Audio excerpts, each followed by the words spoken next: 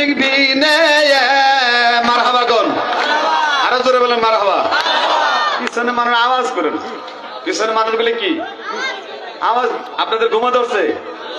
আমি আলোচনায় যাইনি, মানে সংক্ষিপ্ত একটু একটি কথা বলতেছি। ওয়াজে গেলে আমার সময় ধরে 3-4 ঘন্টা, ওই সময় আমার যাওয়া সম্ভব না।